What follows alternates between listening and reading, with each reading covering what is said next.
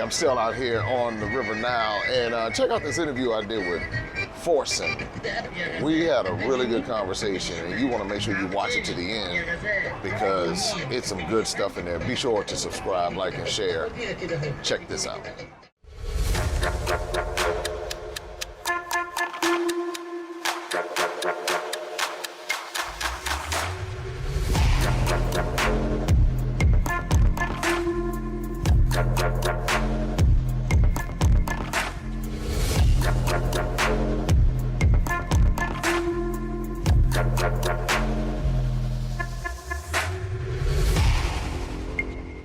What's going on, everybody? Hope that you're doing well. I wanted to have a conversation with Forson, and I actually met Forson when I was on my way to Nigeria, and he is a Uber driver who has a very compelling story, but what stuck out to me was your level of wisdom to be such a young man, and I want to hear your story, and then I want to offer some perspective because we've had this conversation before, but I wanted to bring everybody into it because I believe it's a really valid conversation, and I don't think it's a conversation that's being had in our communities. So anyway, tell me a little bit about who you are, how you ended up in Accra, Ghana, and your vision, just your story. Okay, all right, thank you, Mr. J. My name is Forson, and I'm originated from Kumasi. I'm an Ashanti. And so one day I was in the house and it came to my mind just to come to Accra. So I just come to Accra knowing nobody, even though I have families here, but I decided to go on my way. So I came to Accra with nobody, nowhere to put my bags, and it wasn't easy. I go through a lot. So I was sleeping on the street, just on the street. You'll be on the street and you don't know nobody, and sometimes you'll be calling your mom, you need money to buy food and all those stuff. And sometimes I'll be hungry, going ups and down. I didn't get easy, Iggy. But I got a friend here, and that friend introduced me to one woman who like she was interested to give me his car. Her car. Okay, all right. Well, now you're about to go into the car story. So, I have to ask, why did you leave Kumasi? Why not just stay with your mom in the house in the comfort with your mom, and why come to Accra and sleep on the streets? I mean, that's kind of heavy. You know one thing, there is a saying, if you want to be successful, you have to live from the comfort of your home. And Kumasi, even though we have opportunities in Kumasi, but not like in this capital in Accra. A lot of opportunities in Accra than Kumasi. So you can go to the circle, you can go to some place. A lot of Kumasi people over there in Accra here, because they are here for an opportunities. In Accra, there is a lot of opportunities here. Whether you live in the street, you live in the house, wherever you want to live. My mom lives 5 kilometers away from where I am in Kumasi. And in Kumasi, if you don't even have a job or doing nothing, your mom is there. Ali, she'll call you, oh, I'm done with some food or something like that, so you have to come over and eat, and you'll be feeling pompous because you have your mom there. Anything can go to your mom, anything can go to your mom. So one day I decided just to come to Accra, just like that. And I didn't even tell my mom, nobody. But I came here and I called my mom and said, I'm in Accra. And he said, what? Why are you in Accra? I said, oh, I'm in Accra. I just came here, just like that. He said, you don't know anybody there, even though I have sisters, brothers over here, but... And I said, oh, Mom, just leave me. I'm just going. I don't know anybody over there. I'm just going to make it and come back home. He said, no. So it got to a time, my senior brother, he's a pastor. He called me and said, what? Why are you staying in Accra? What are you doing there? You have to come back, come. Because you have your lances. You can even get a car in Kumasi to drive. I said, no, you don't know. You don't know where the opportunity lies. So just leave me. Just support me with prayers, that's all, and I'll move on. And that's ended me here in Accra. So that's how you got here. You were willing to move outside of your comfort zone. Yes. And you were willing to, how old are you? 22, so I'm getting 23 on November 28th. All right, so you're about to turn 23 years old. 23, yes. So at 22, you decided to take this leap of faith. Yes. And come to Accra. Yes. And without any guarantees, and sleeping on the street. Now, did your family know you were sleeping on the street? I got to it, I told my mom. You found out your mom was sleeping on the street? Yes, I told my mom I want to get in a place to sleep, and she said, so that got to my brother, my senior brother, who is a pastor. He said, now you see, you are sleeping somewhere a lot of mosquitoes and all those stuff. Come home, you have your room there. So why did you decide to leave your room and go outside and sleep somewhere? And I said, oh, you don't know where the opportunities lie. So allow me, just support me. So we'll support you with the prayers. That's all. Okay. And I'll go there and I'll come back home with a lot. So that's I ended up here in Accra. All right, now you're in Accra, you're getting ready to, so you're sleeping on the streets. How did you go from sleeping on the streets to getting a car? Okay, there was a time, normally when you're in Accra, you see a lot of opportunities like the Uber driving and all those stuff. I just bought one Uber driver. He just dropped someone off where I was standing. So I just approached him and said, oh bro, I'm a driver and I need a car. He said, okay, don't worry, you just give me your contact. In case of anything, I'll just link you up. And I said, okay, that's fine. So we share contacts, then we move on. So a few days later, he called me and said, oh, there's an opportunity over there, like the car, so but I have to come and pay 5,000 Ghana cedi as a deposit before I can get a car. So that's almost $1,000. Yes. So it's $1,000 US. Yeah. Almost. So I said, what? I don't have that money. I'm in the house, I don't work, I don't do anything. Why am I going to get that amount of money? He said, oh, that's how it is in Accra here. So I decided to do one or two things to borrow money from a friend. So he gave me that amount of money, and we went to the woman place, and we sat down, we had a discussion. She said, the woman told me to go and bring my guarantor. I don't know anybody, I don't want to involve my family in so all you don't these have things. a guarantor to be able to... Yeah, so there was one man who is, I don't know if I can mention his name. No, I wouldn't, there's no need to bring everybody into it. Some people don't want their business in the street. Yes, so he's a very good man, indeed. He's a very good man. But he helped me throughout, going ups and downs, going to the woman's place. So the woman told me, where do you stay? I said, oh, I live somewhere in Accra. I said, okay, then one day I'm gonna see where you stay. So before I can handle the car to you. So I went with the man. I found somewhere to stay. Yes, I picked up the car and we went to, the man is a tailor, like a fashion designer. Yes. So we went there, and at the back of his store where he works, there's a house over there, and one of my uncle's son lives there. That's, I don't know, my cousin, he lives there. So I said, oh, this is where I live. So even the woman, they didn't even bother with her husband just to enter the house. He said, oh, this place, oh, I know here. Okay, and so they just let you go and gave you the credit for the car and everything. Yes. Then she just gave me the car key and everything, and I just thanked them and we move on. So I packed my things. So, but I was some time came and I was living with just having a place to put my things, in maybe a guy who's from Kumasi, and at the same time he's from our village as well, our hometown in the Ashanti region. Yes, so that's where I was. That's where my things were.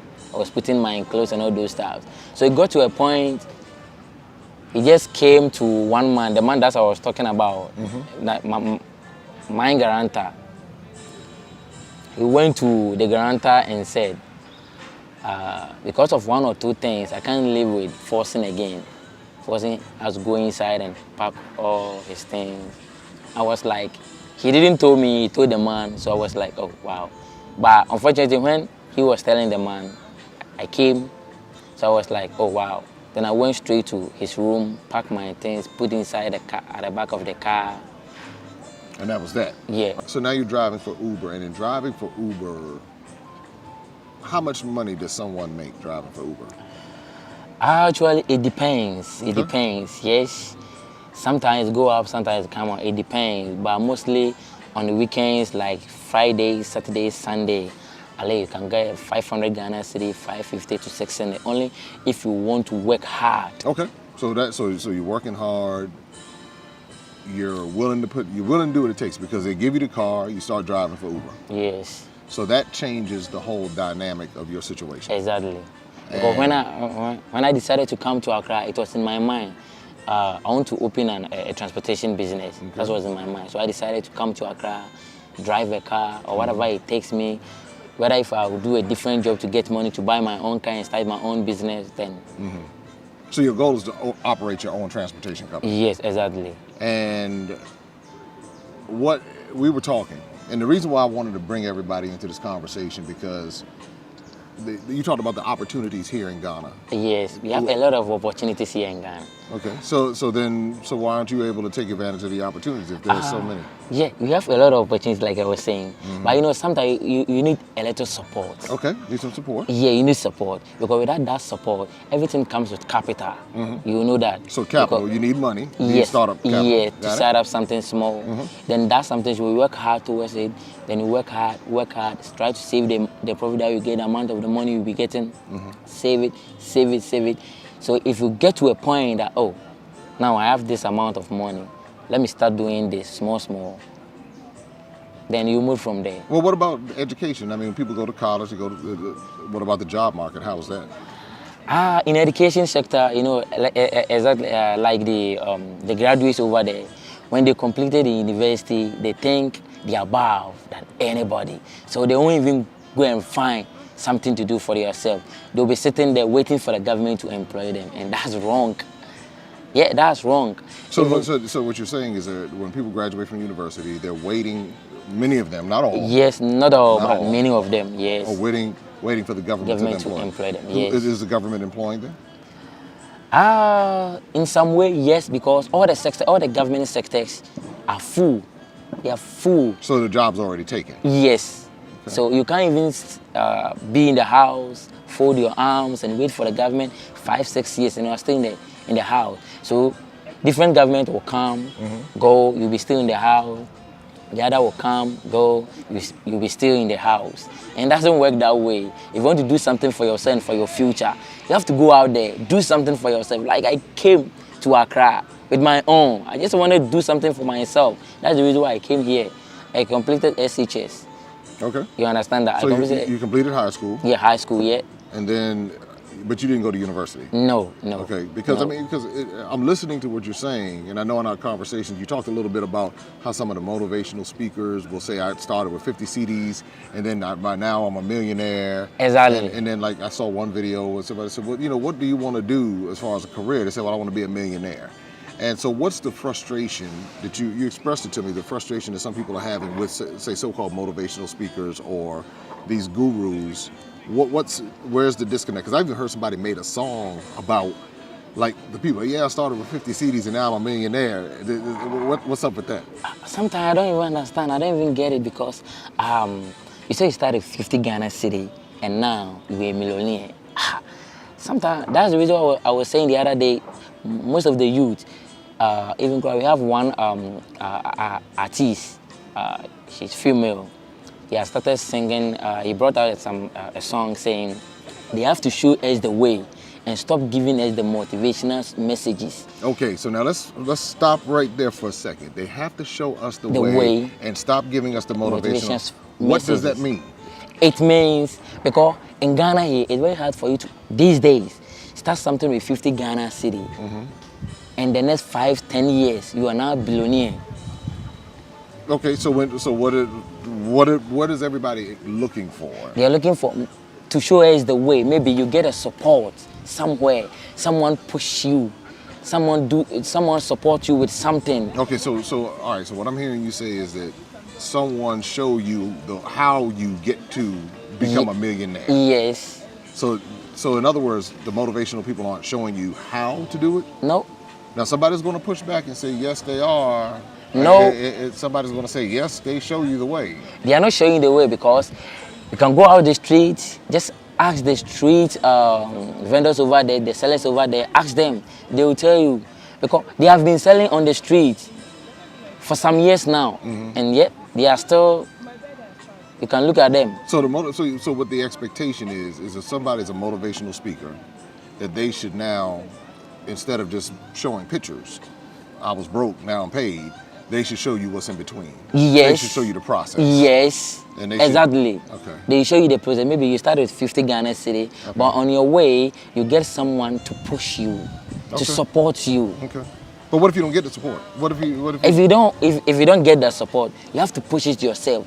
But you go a long way because around the world, everyone needs support. Okay. And you can testify that Yeah. everyone needs support. I've received support myself along the way. Without support, I wouldn't be doing what I'm doing right now. Exactly. Because I have a lot of talents out there, the youth. Right. Most of them are talent, everything, but they are not getting the support. But what if you don't get the support? What is next? Because I mean, I'm hearing this. I've heard this a few times. A few people have asked me to talk about this because it's one thing to highlight all of the great things, but then these are some of the challenges. And I've been a youth advocate for over 25 years. I've been a financial literacy advocate. I've hosted summer camps. I've hosted youth symposiums, youth lock-ins, name something as it pertains to the youth. I've done it over the past 25 years.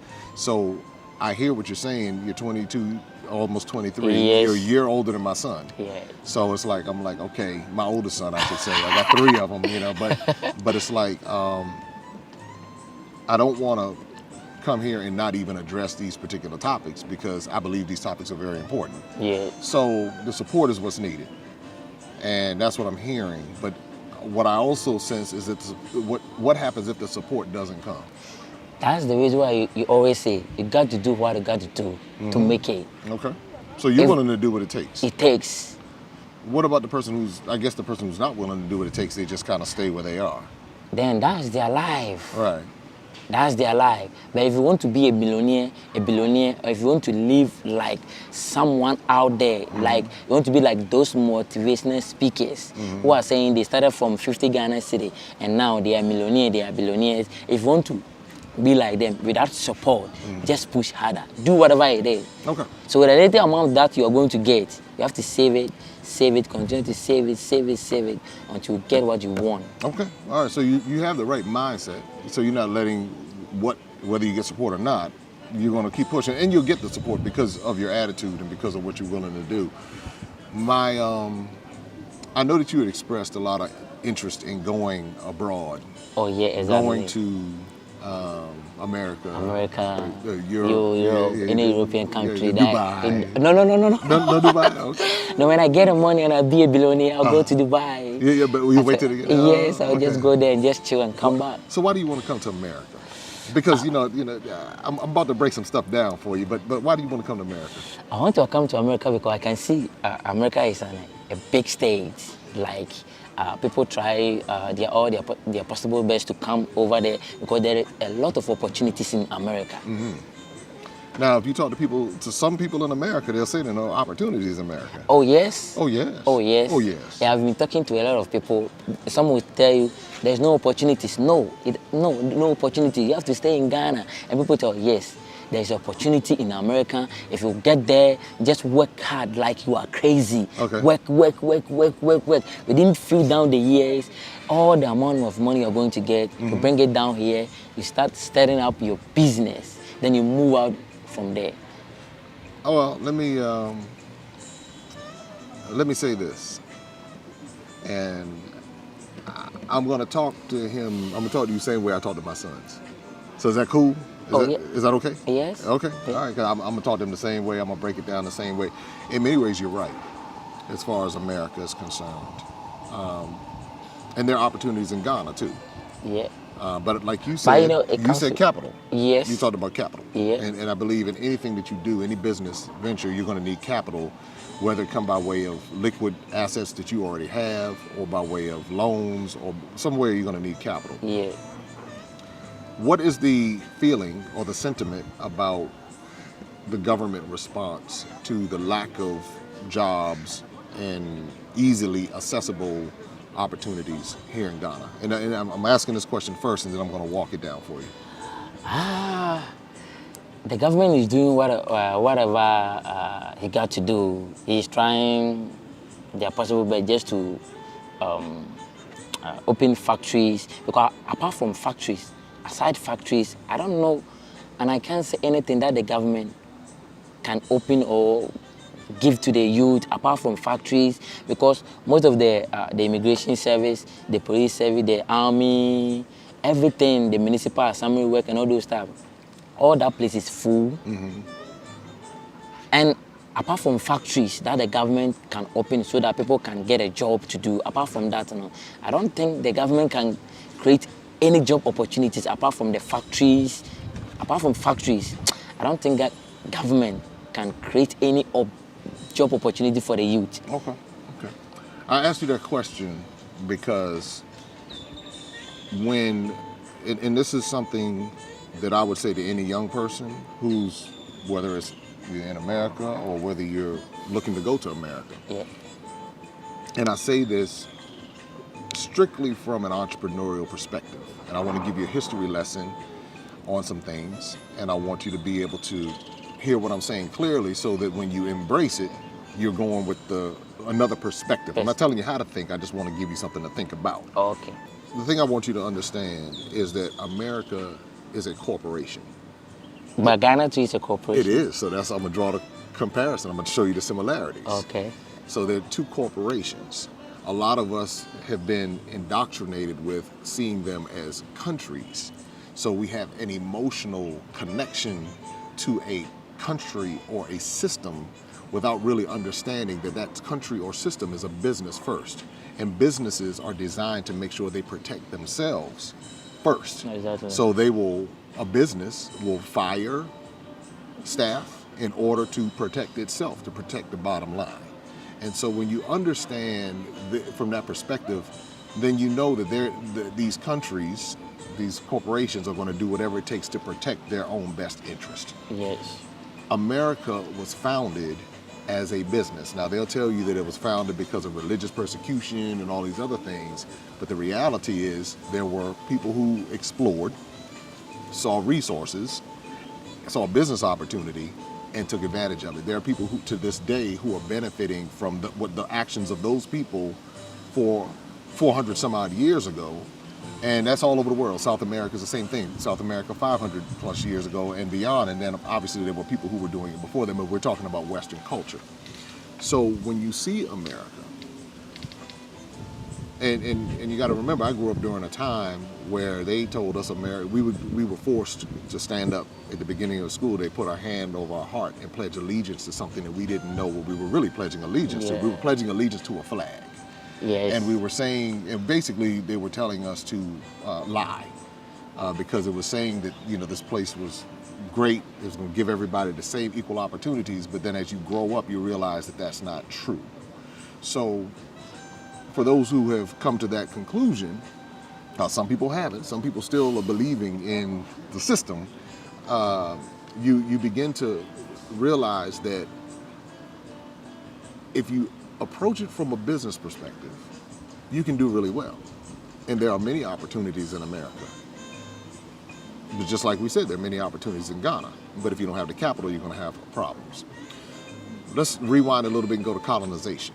And this is something that I know they don't teach extensively in any public school setting. Extensive, they might mention it, but really understanding that what colonization did. And if we start looking at Africa a little bit differently, instead of looking at it in countries, look at it through the eyes of colonization. And you begin to see the Francophone countries, and that's where they speak French. Yes. Then you see the English-speaking countries, that's where they speak English. And then you have a few Portuguese-speaking countries. Yeah. I think one Italian-speaking country, and maybe one Spanish-speaking country. And I'm thinking, I think those are the dominant. Maybe some Dutch down in South Africa. But let's look at it through colonization, because what they tell us is that, well, before 1885, there were no countries. Ghana, the country, did not exist. Yes. Before 1885.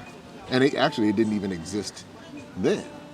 It was it was called the Gold Coast. Gold Coast, yes. Then you had the Ivory Coast, and you had the Slave Coast. Yes. This is how they were broken down based upon colonized terms. In 1885, there was something called the Berlin Conference. And that's when European countries, without any African support or contributions, decided that they were going to divide Africa into these borders. And that's when you started getting the country, you would start seeing this was the foundation for the countries. In independence around that time, 1957, that's when you started seeing Ghana, the country. The country, yeah. That's when you started seeing Nigeria and Sierra Leone, and you started seeing these names pop up as countries. But they adopted the colonizers' system. The system is basically a European system. The political systems, how they vote. The education system is European. Yeah. So True. many countries were forced to take names of the quote unquote colonial master. I've heard that term. Yes. So it was forced. So in the As for education me, system, I was once having an English name, but now I'm having a local name. right, but that's what I'm saying. So when I went to Cote d'Ivoire, they said, well, they put the name down, well, what is your Christian name? I said, well, what if somebody's not a Christian? Everybody's not a Christian. So they said, what is your Christian name? So basically they were imposing, whether it was their language, it may have been their faith, or whatever it might have been, they were saying, this is what you need to do. Yeah. So I say this because the illusion of independence is what is happening now. So everybody said in 1957, 1960, this independence. But let's think about this. What colonization did, the colonizers basically came and stole land, resources, people, and took it back to support their own interests in Europe or wherever they were doing that. So if you're a thief, would you willingly give back the goods that you have taken and profiting from? It defeats the whole purpose. So what you have to do is repackage it to make it acceptable for the people to be able. It's even like in America, we have something called Independence Day, where it's supposed to get independence from colonial rule. In essence, that's what it's supposed to be. Yeah. But when you dive deeper, you still see the colonial hands that are still working even in America to this day. You see all kinds of foreign hands working and playing in this. So what, again, 4th of July comes in America, everybody's crying, waving the flag and shooting off fireworks and getting all excited and doing all types of things, but without understanding the business of the corporation of America. Now, I say this, the people in America can be great. Everybody, let me say this, all black people are not getting killed by cops. Some of us are doing very, very well. Some of us love the place that we live in. We love the opportunities that it affords. So please do not think that I'm saying that America's this bad place. I just want you to, when you approach it, I want you to consider the fact that colonization has not ended. As much as they want to say that it is, because who do you think controls, I'll give you the Francophone countries. Many of the Francophone countries, their currency is still controlled by France. France, yeah. So exactly. whoever controls your currency controls you. Yeah. If you have adopted their language, their education system, their political system, that is your colonial master. Yes. They'll tell you that you're free and that you're independent. But if they still control your money and your resources, and they can tell you, we're going to put a tariff on you. Another thing that we don't consider, whoever has the military runs the show. Yes. Whoever has it, whoever has the bombs, can drop the bombs, that's what it is. The ammunition and all this. Right. And so which African country has the bombs and ammunition to go up against America, Russia, China, the UK, None. the French, None. the Spanish? No. Nobody. Nobody. So Nobody. let's look at this realistically. Now, if you're going to be a global citizen, now you have to think with a business mind. And just say, you know what, the opportunities in Ghana, I want to see you get to America so you can take advantage of the opportunities, because you're the type of person who would be willing to work all day, every day, get your capital up and come back. Because, and another thing that happens is that these aid programs and all this stuff that America gave money and so-and-so gave money. If America, the UK, the Russians, the Chinese, if they paid, and the French, if they paid the countries that they're taking these resources from the amount of value, then these countries would be wealthy. So when people are upset with, let's say, the government of whatever country in Africa because the opportunities aren't there, they might want to go look at their colonial master and see how the colonial master is doing. So then what happens is they say, come over here to us because we'll give you all of these opportunities and it's going to be great. But that's just another way, a mind game of attracting the most talented to come bring their resources to them. And a lot of them don't come back. And so it's just like when during the transatlantic slave trade, they took the best of the best, the ones that they could capture, and took them to build.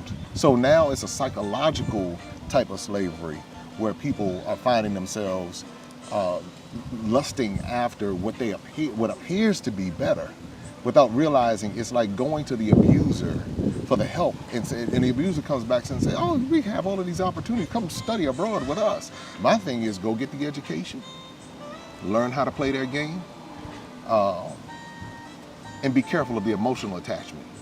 Because at the end of the day, they will screw you so fast, you'll look up and you'll say, but this is supposed to be my children, they're supposed to love me. And they'll come screw you if you make too much noise, if you kick, all of this. And so what?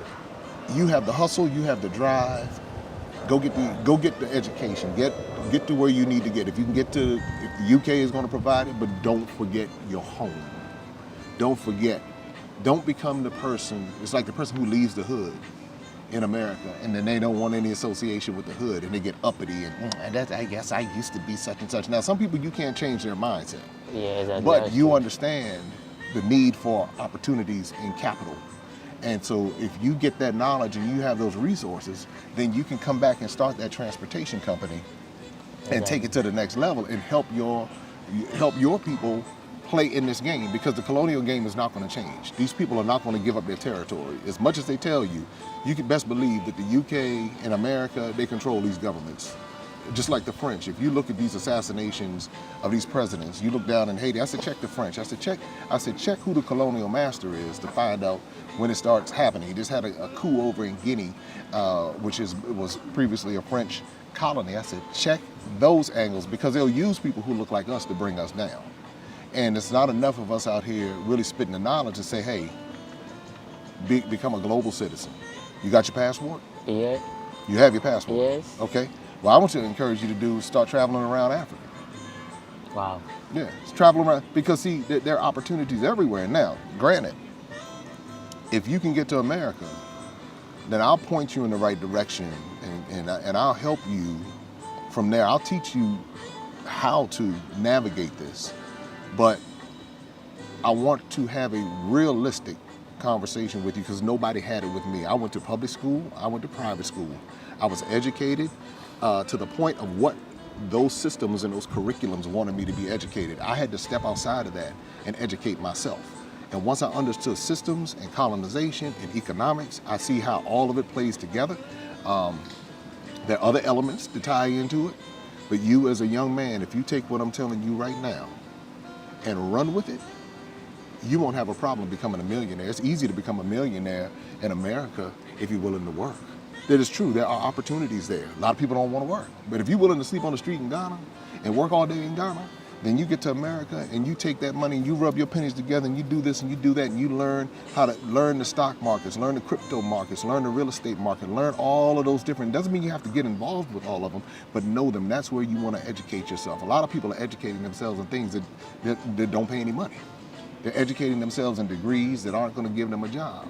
And they're going to be sitting around for the next 10 years talking about, I got a degree in XYZ, and mad, but you out here learning trades, learning skills, hustling. And then you go from working hard to working smart. And you put together a strategy and you start using those things and learn their game. It's all a game. It's only a game. It's only a game. And everybody has the opportunity to play in it if you position yourself the right way. And that's what I see in you as a young man. I hear you talk. You remind me of myself when I was your age. And so now, what I want you to do, keep working hard, stay humble. Opportunities will come your way. I told you I'm willing to help you put the business plan together. If I can help you get to where more opportunities are, I will. But I want to share this with other people, especially young people who are out here who are frustrated. You don't make excuses. I hear a lot of people make excuses. In the comments, people might make excuses. So I want you to keep, working hard and stay humble. What are your thoughts when I tell you this? Like, I always do. That's what I do, because if you want to go far, you have to stay humble, because you may not know where the opportunity lies. And you may not know that one day you're going to meet your angel. So always humble. Humbleness is the best way to move forward. Now, what do you think when I break down the systems and when I tell you colonization is not over and it's still alive and active?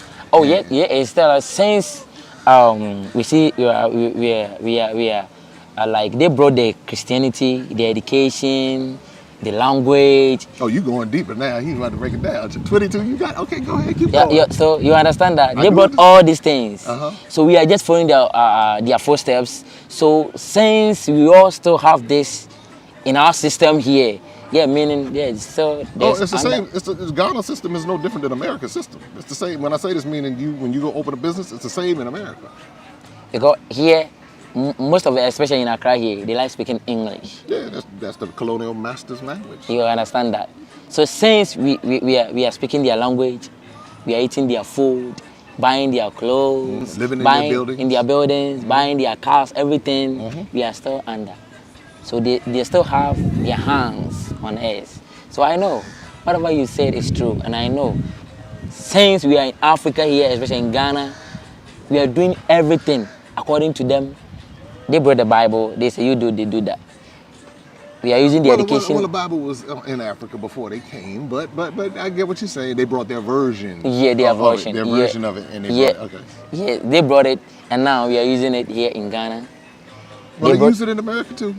Yeah, but most as you can see, you came to Ghana. You have seen that Ghanaians are more religious than Americans. You understand that? It depends on where. Ah, okay. But No, I'm just saying because in being in America, if you go to certain parts, it's very religious.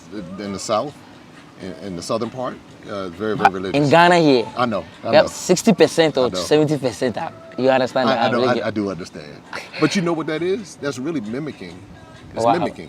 Mimicking. Yeah, that's what I see when I come, because the movements, the behaviors, the way, the cadence in the preaching, is all mimicking what I've seen in America for the past 40 some odd years of my life. It's when I come, I'm like, oh, this is mimicking what we do. We do. So where does that come from? See, now we're getting a little bit deeper with it, but where does that come from? Who told us? Who taught us? Who taught us this is how we wave our hands and this is how we preach? This is what we say. This is where did that come from? How we play our music? Where these songs come from? When it starts getting deeper, Yeah. you begin to realize the depth of this influence. It's from our Korean master. Well, yes and no, because it's yes and no, because I believe a lot of it's us adapting to our circumstances, and colonization and slavery in essence were the same thing. They had slave farms here in Africa, just like they had slave farms, they call them plantations, in America, because it was the same system. It was about resources and building wealth.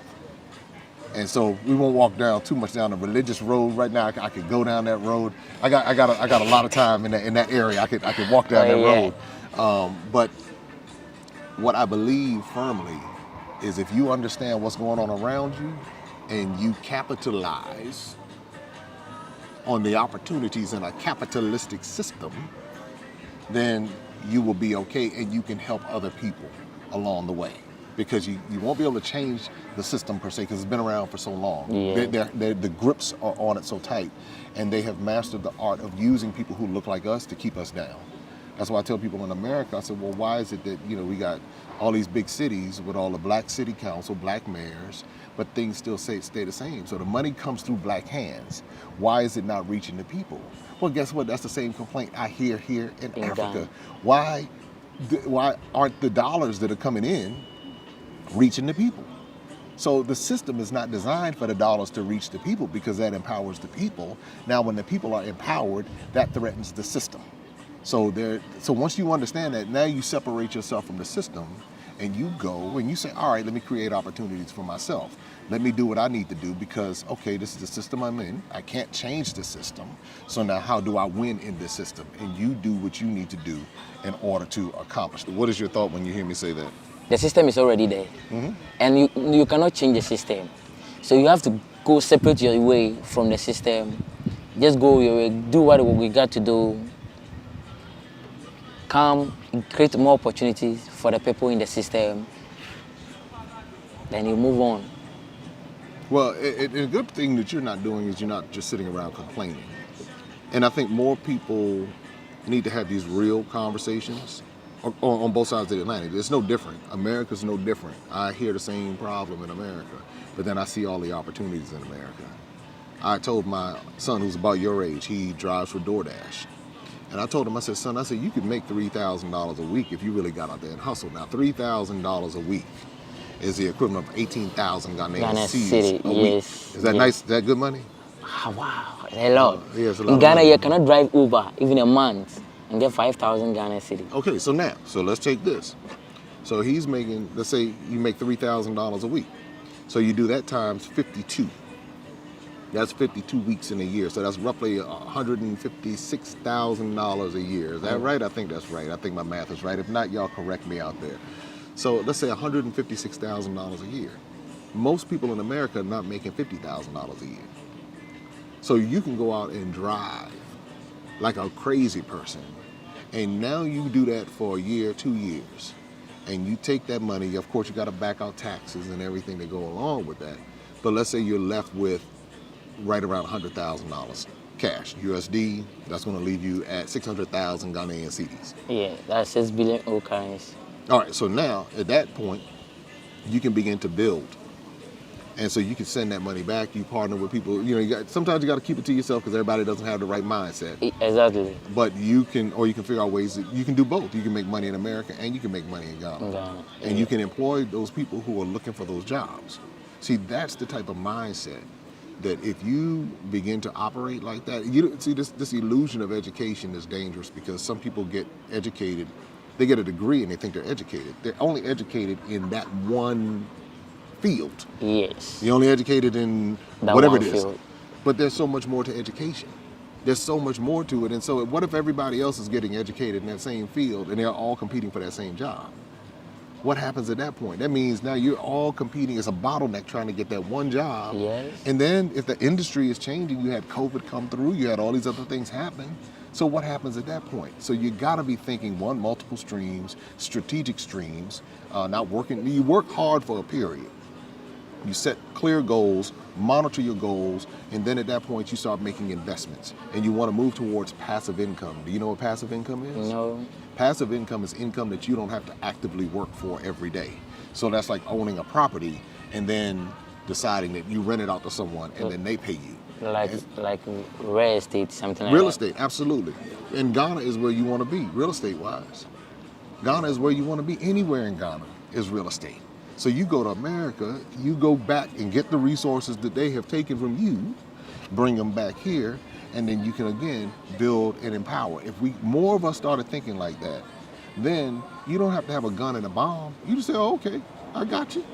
This is how the game is played. I'm playing to win too. And then that way you can win for yourself and you can win for your family. So I'm just giving you just a little bit today. But this is how I talk to my sons. I tell my sons the same thing. And they wonder, well, Dad, how can you travel the world? How can you do all these different things? Because I started understanding what was going on around me. And a lot of people got on me and told me I needed to do it a particular way, a prescribed way. I said, my way is a little different. And I said, I'm going to be successful with it. And I was willing to work. I delivered pizza. I've done everything. Wow. I've done everything. And I have no shame in it. If I have to do it again, I would. I would do it in order to, because it's in me. And I like the freedom that comes with it, to be able to create. And so just like you see with my tours, just like you see with my children's books, all of these things are creations that generate income so that, and I generate income in a space where I enjoy. So I'm saying for you, that's what I want to see for you. So now, you know the homework I gave you. Yes. What's the homework? Yeah. I was searching for how I'm going to start my process about the visa and all this type of. Well, that's the first one, the visa process, but what was the other one we talked about? The one you sent me through WhatsApp. No, the one, the business plan for the transportation company. Yeah, he said we're going to work it together. Yeah, I will, if you have the right plan. Yeah, I'll invest. I have it there. But like I told you, I'm watching you to see, because a lot of people talk good game. Oh, yeah.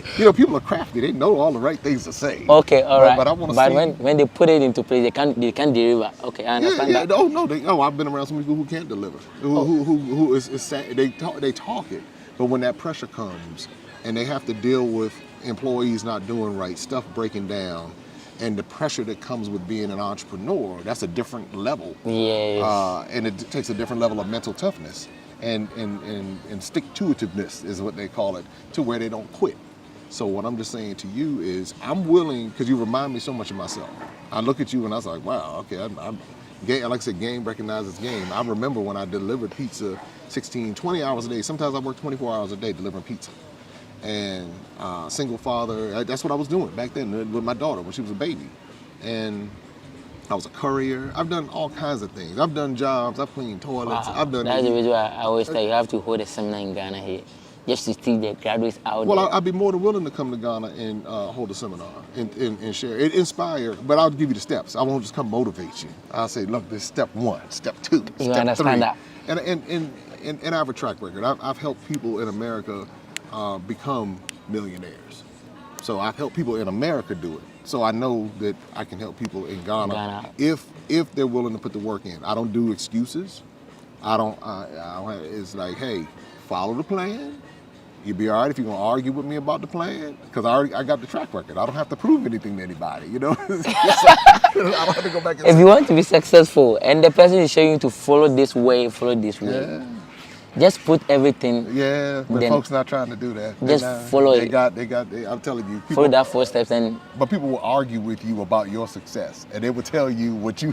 And I'm sitting, so what I'm saying is, I'm willing to help you, and not because I pity or anything. It's that I see something in you that I know that if you're given the help and the support, you will succeed. You're a man willing to sleep on the street and do what you got to do. You're a man willing to move away from your home and do what you got to do.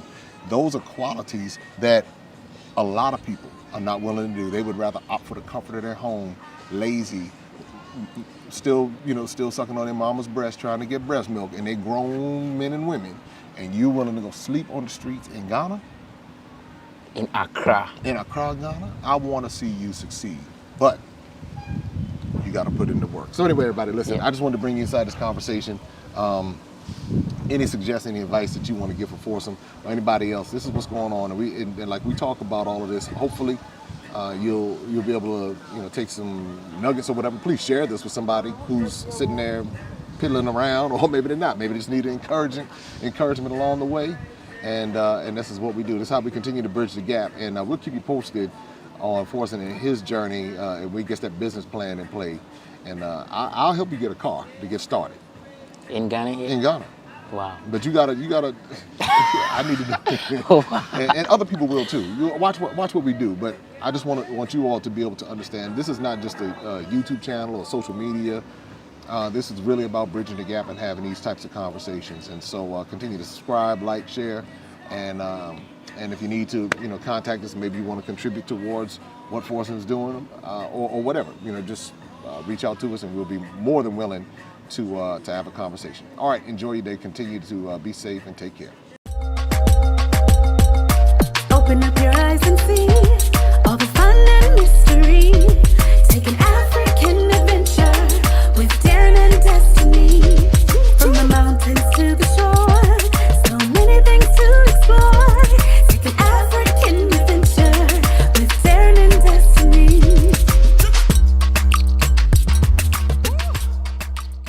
The Adventures of Darren and Destiny. And Darren and Destiny are twin brother and sister, and you go on their adventures throughout the African diaspora, meaning so African diaspora destinations, primarily focused in Africa, but we go to South America, we're going to go to the Caribbean.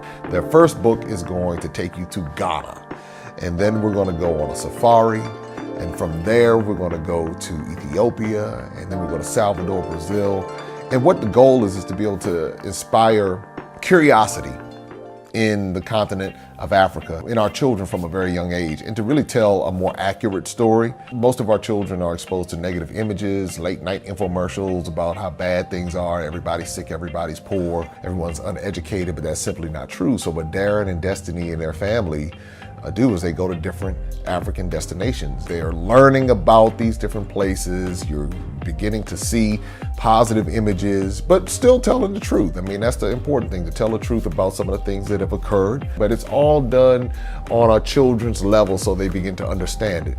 And it begins to pique their curiosity. They begin to learn more. And hopefully one day they will want to explore and visit the continent of Africa and its many countries. There's just so much that Darren and Destiny are able to do, and as they're doing it, it's like they begin to open the minds of a new generation, and they don't get bombarded and indoctrinated with negativity.